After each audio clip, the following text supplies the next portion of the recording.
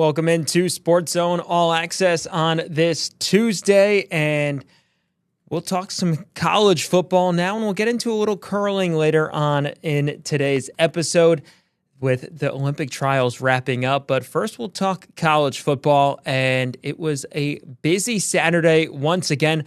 The last Saturday of this season with all 5 of the local teams in Eastern South Dakota in action at the Division I and Division II levels, with SDSU and USD in action, and the 3 NSIC schools in USF, Augustana, and Northern State.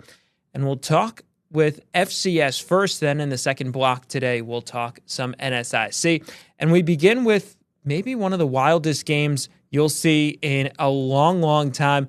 That happened at Southern Illinois. USD beating the Salukis 53-51 in 5 overtimes.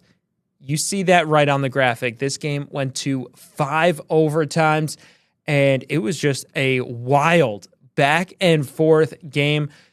Game tied at 14 late in the second quarter, and then Southern Illinois scores, or I should say early in the second quarter, Southern Illinois then scores 17 straight points. The Coyotes, however, answer 17 straight of their own. That ties the game at 31 with just over 4 minutes to go in regulation. Then the Coyotes get a field goal, and they go up 34-31, and you think, well, okay, here we go. 1:10 left. What happens? Southern Illinois goes down, kicks a field goal with a couple of seconds left in regulation. That ties the game at 34. And then you see the final. That's what happens in a lot of college football games that can go to overtime and go to multiple overtimes. The score gets inflated many times, and that's exactly what happened here. USD pulls out the 53-51 win.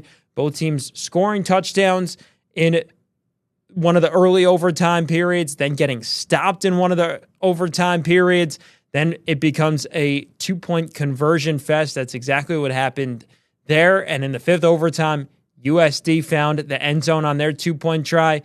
Southern Illinois did not. So for the Coyotes, it's their 3rd straight ranked win to end the season.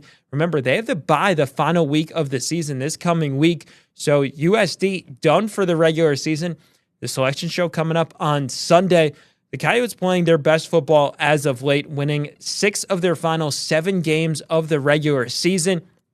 And that's a team that struggled out of the gate early on and now has somewhat figured it out, and they find a way to squeak out wins.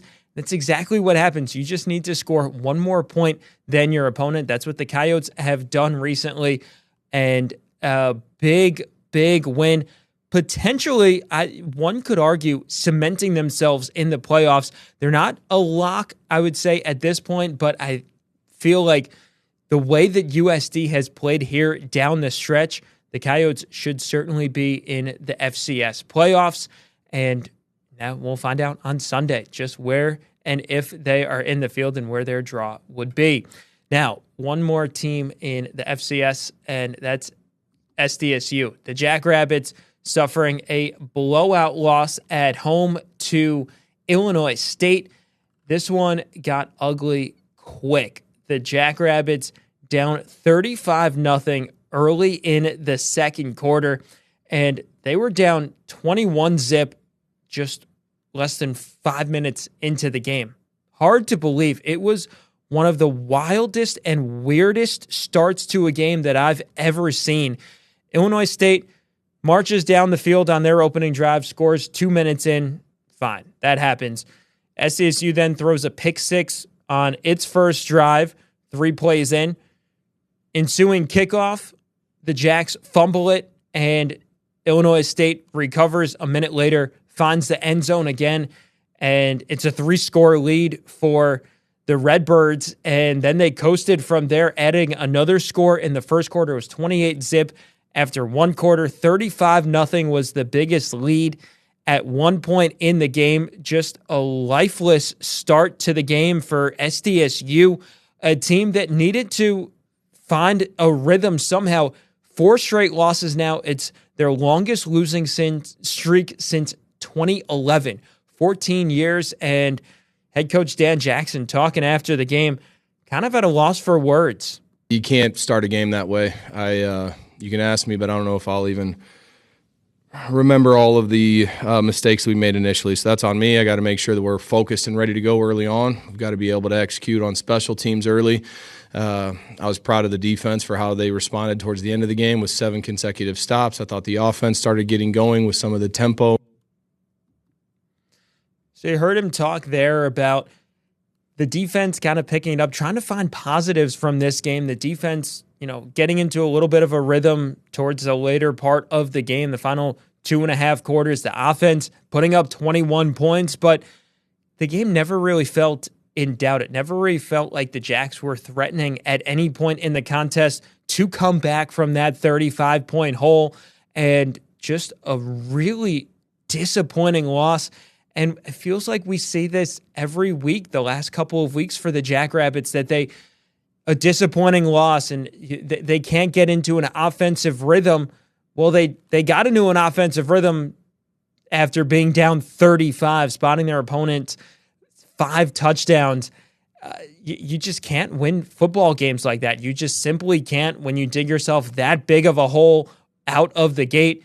And now the Jacks have one more opportunity to put something positive together to try to work their way into the playoffs this year.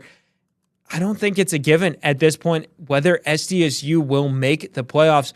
Really hard to believe that we're saying this with one final game left in the regular season, when this was a team that started the year in the top 5, picked up that big win at Montana State the second week of the season in a 2-3 matchup. And then it all feels like the wheels kind of fell off starting with that NDSU game. But since then, the Jackrabbits have been in a free fall and they need to pick it up. They have literally one game left to find an answer to try to either end the regular season on a positive note and maybe work their way into the playoffs. We'll find out on Sunday just who will get in at the FCS level. So that'll do it for our FCS talk. We move down to Division II next and talk NSIC action with Augustana, USF, and Northern State. Wrapping out the regular season, you're watching SportsZone All Access.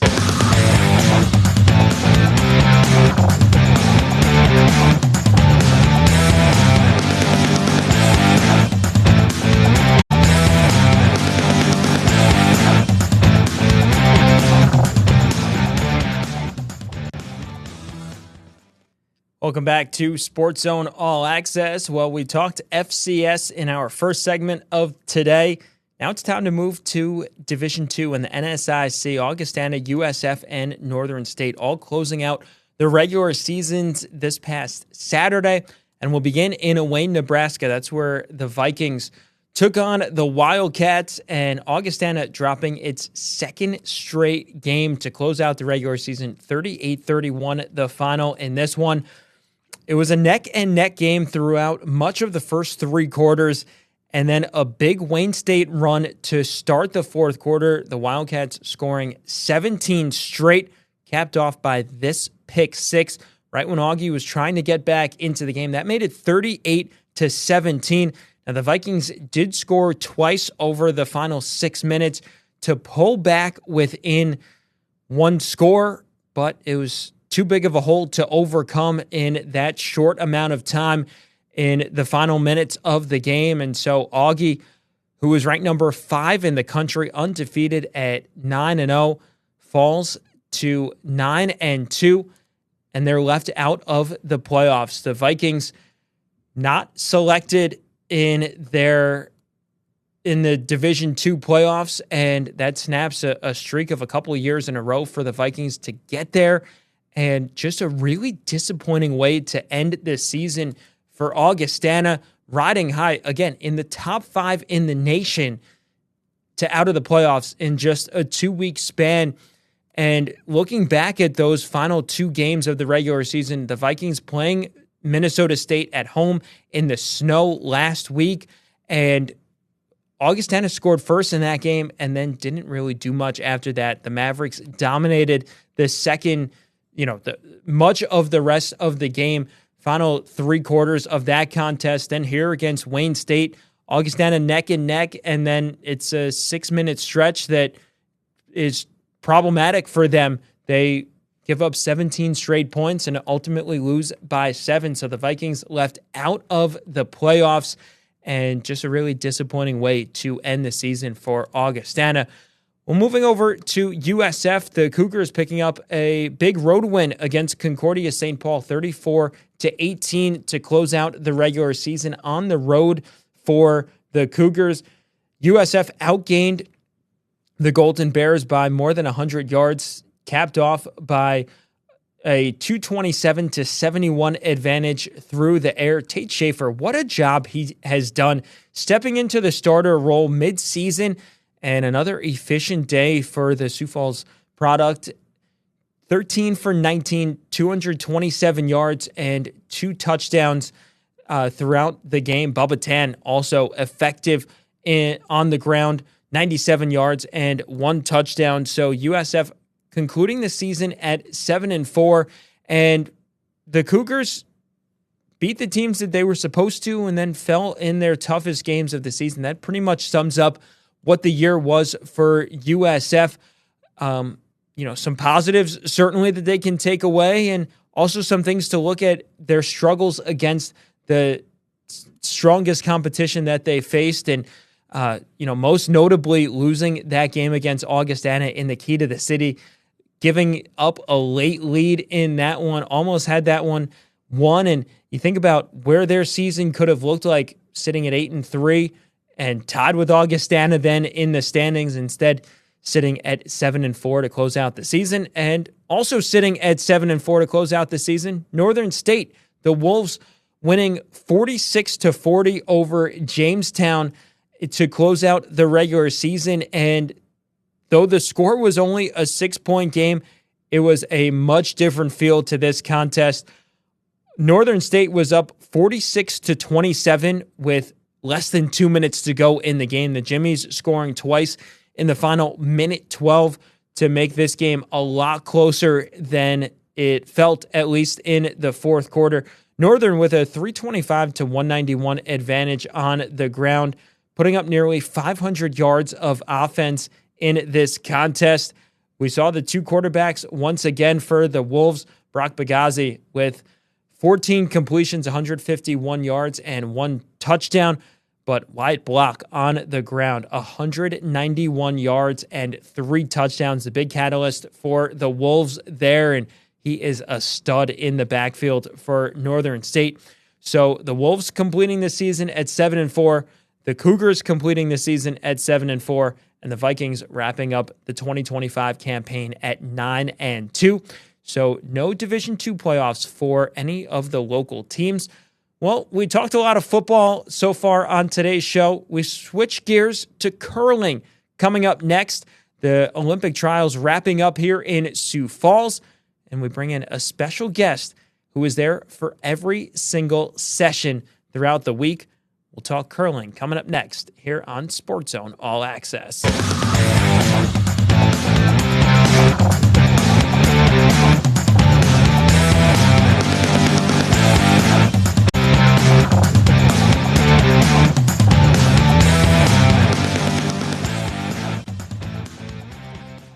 Welcome back to SportsZone All Access. Well, a big event that happened over the last week here in Sioux Falls was the Olympic curling trials, and they wrapped up on Sunday night. It was a dramatic winner-take-all game, Team Casper knocking off Team Schuster, and one of our very own was there the entire week, and we bring in now Sophie Hall, our news photographer, who was at every single session between the women's, the men's, and the Paralympics.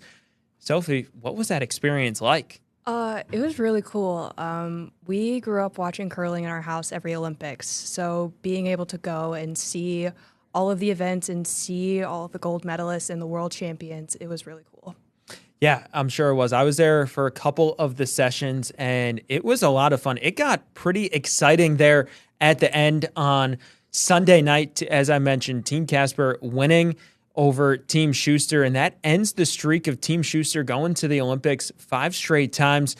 Sophie, did you kind of have a little bit of a rooting interest between these two because you saw them throughout the week, or was it kind of just, I just want to see a good game? I will say during the round robin sessions, I was really impartial, but getting to game 2, I was really rooting for Team Schuster, but I'm super happy that Team Casper won, and I mean, they earned it. It was a really competitive game 2 and a really good game 3, so I mean, I'm really excited for them.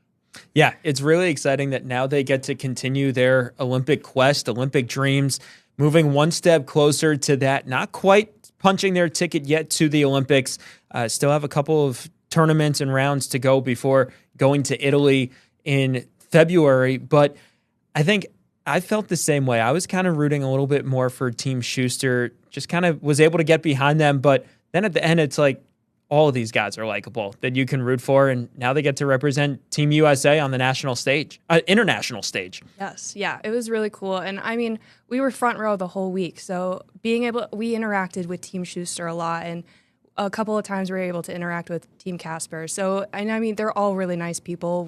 My younger sister had a ton of questions for them, and they were always happy to explore the sport and teach us about, well, what's this rule and what does the broom do and like what is it, what's the purpose of it. And yeah, it was really cool, and I'm really happy. Yeah, I think that was one of the coolest aspects of an event like this, of being able to interact with the athletes and just learn more about the game, because you think of so many times you go to, say, a professional sporting event and here are these, mega stars and they seem almost untouchable, and yet right here it's just kind of everyday men and women who are just competing at the highest stage of them all to get to go to the Olympics. And Team Casper was pretty impressed with the turnout that they had here in Sioux Falls. Definitely the nicest arena I've ever played in. There was a lot of fans. I didn't really know what to expect in terms of how many people would show up, but a lot of people did. I was pleasantly surprised. Yeah, pleasantly surprised there. It was a really good turnout, especially Sunday night for the finals.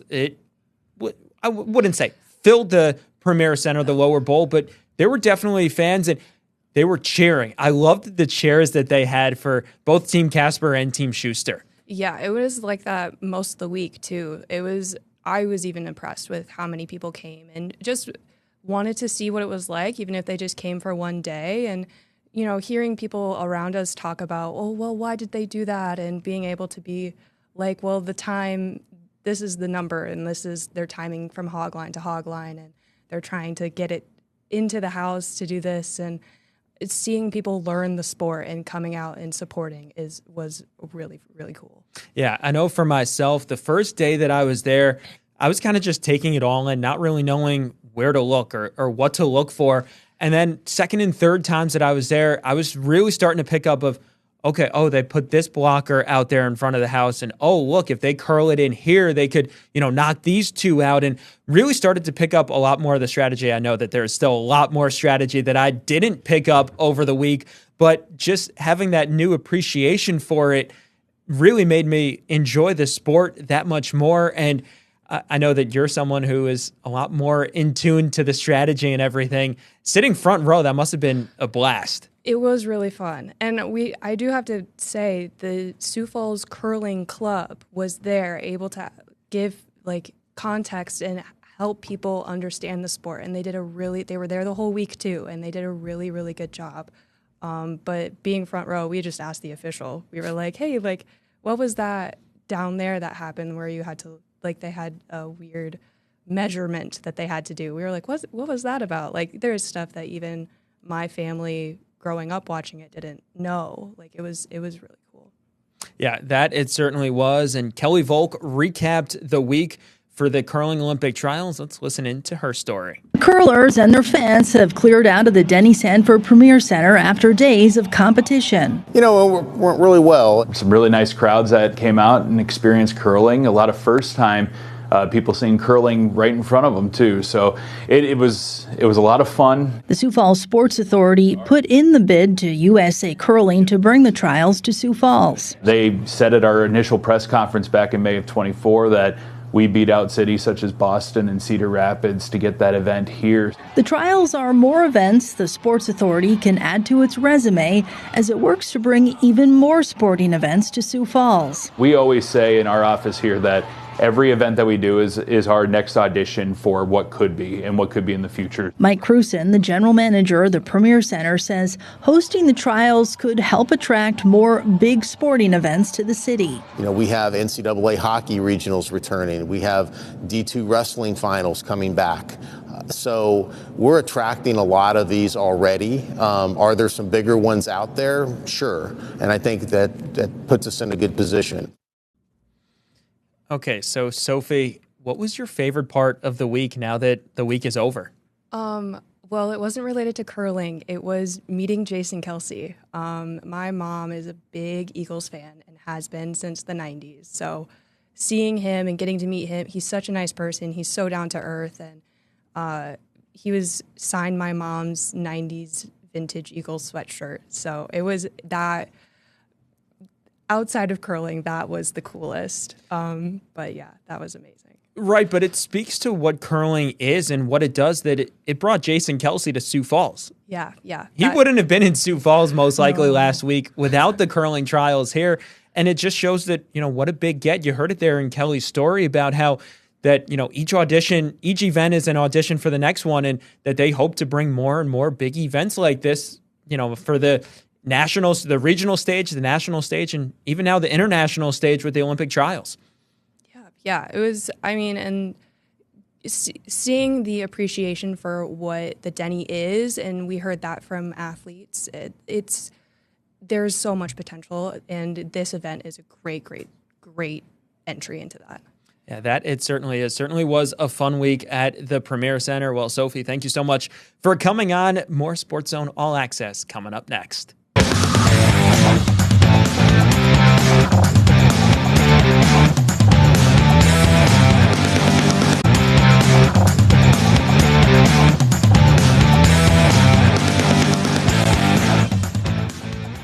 Welcome back to SportsZone All Access. Well, quickly before we go here today, let's take a look at what we have on tap for tonight on KELOLAND Sports.